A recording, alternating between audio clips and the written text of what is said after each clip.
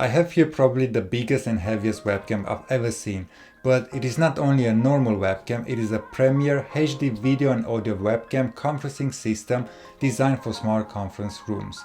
It is called Maxhub UC S10Pro and was sent to me to test and review, but I assure you that this is my unbiased opinion and that I was not compensated in any way for this review.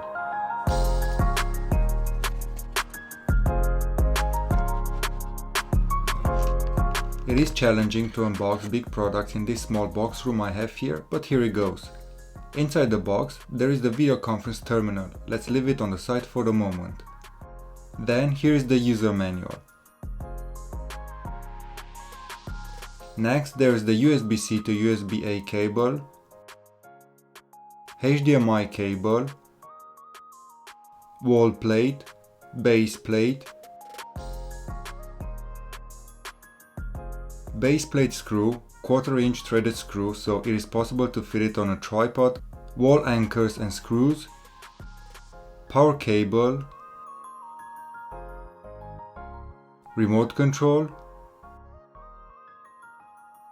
magnetic lens cap. With this out of the way, let's look at the integrated video conference terminal. Being used only with webcams, this is quite a big unit. It actually looks like a soundbar, the only difference is the big camera in the middle.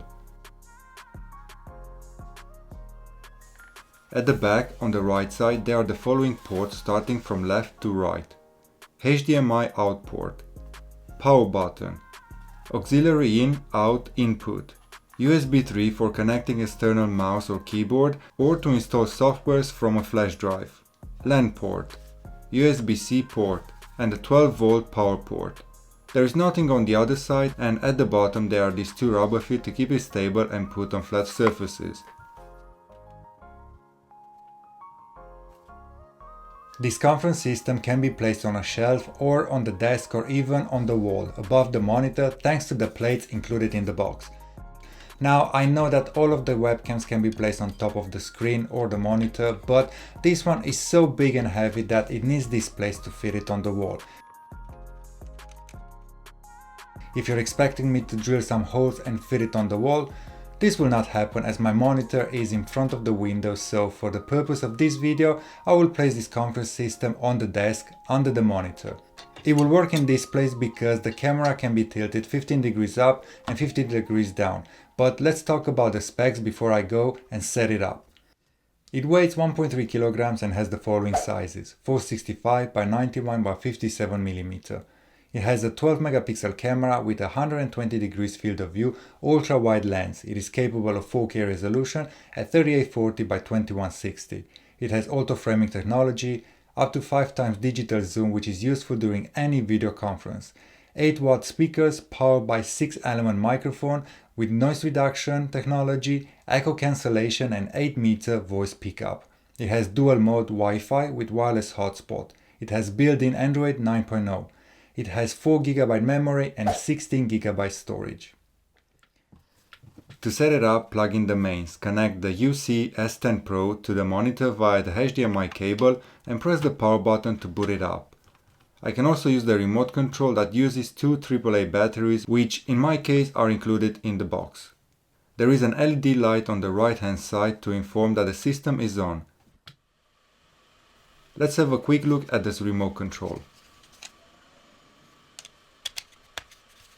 On the top left corner there is the power button. Right under the power button there are the digital zoom buttons. On the top right corner there are the volume buttons. The big circle are the direction buttons and right in the middle there is the OK or confirm the section button. During digital zooming, pressing this button will result to default view. The next row has the mute unmute button, the return or back button and the menu button. The next block of keys are the number keys used to input digital data. Then on the bottom left corner there is the internet button and on the other side there is the tracking button.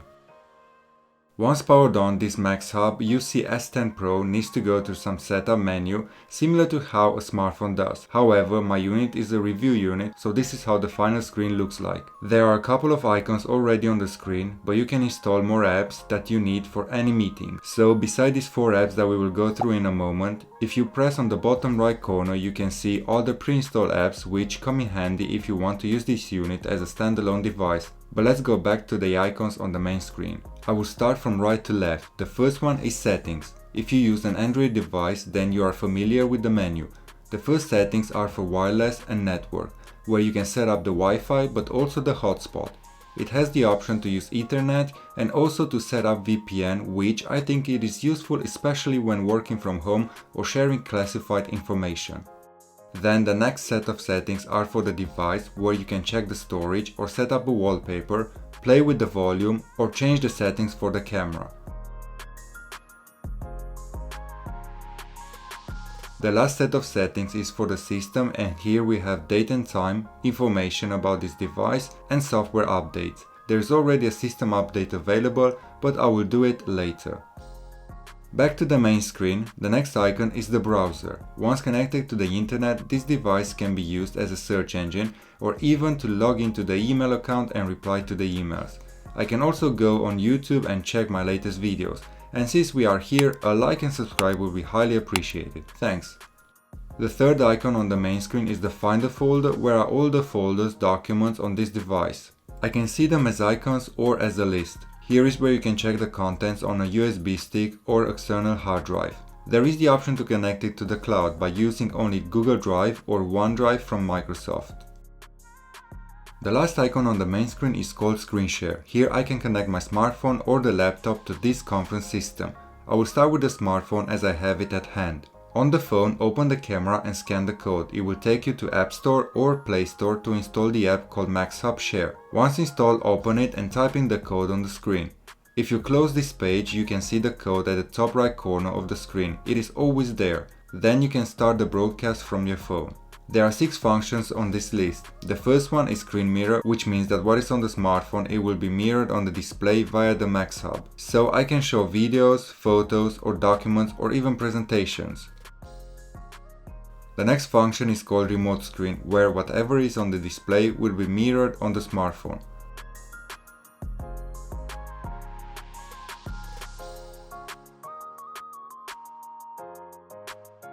Another cool function is called Sharing Camera. With this, I can turn on the camera and show on the display everything that my camera sees. So let's say that I have a sample in front of me, and for everyone to see it, I can use the camera and project what I see on the big screen. Or I can switch to the front-facing camera so that everyone can see the person talking. For videos and photos, the next 2 functions, you will have to grant permission to this app to access the media folder from your smartphone. Only then you can share videos and photos on the display.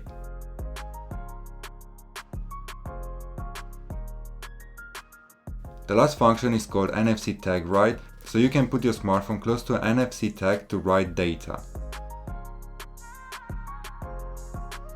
Another way to use this conference system is by connecting it to a laptop. It is quite easy, only one cable needed and the Maxhub mirror everything that is on the screen on the laptop. If I go to Photo Booth, it will open the camera, which is the main one from my laptop, but I have the option to change it to the camera on the Maxhub, and here is how it actually looks like.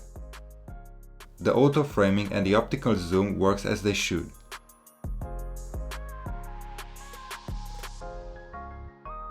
To install the video apps that you need, you will have to go to this web page, link also in the description. It will take you to a Google Drive folder, and from there you can download the app preferred, then add it to a flash drive, plug it into the UC S10Pro, and from there you can install on this conference device. The website has all the latest firmware and apps. This is the website used to keep the Maxhub up to date. Now I know it will be a pain to download the software on the laptop, then copy it on the flash drive, then install it on the Maxhub. It would have been better to have an app store and install this app straight from there, maybe the next version. I found a faster way to install those apps. Just go on that webpage straight from the UC S10Pro, search for the app and download it to this device. Go to Finder and install it from there. There, faster. Probably the most downloaded apps from this folder will be Microsoft Teams and Zoom, as I do not know who else is still using Skype.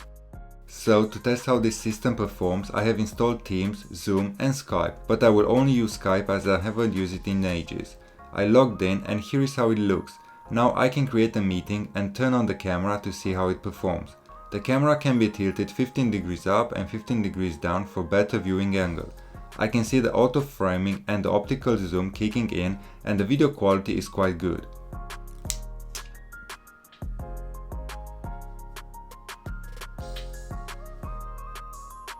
It works the same on Zoom. The only difference I notice is the resolution, where on Zoom the image doesn't go from one side to another and it has more of a squarish aspect ratio.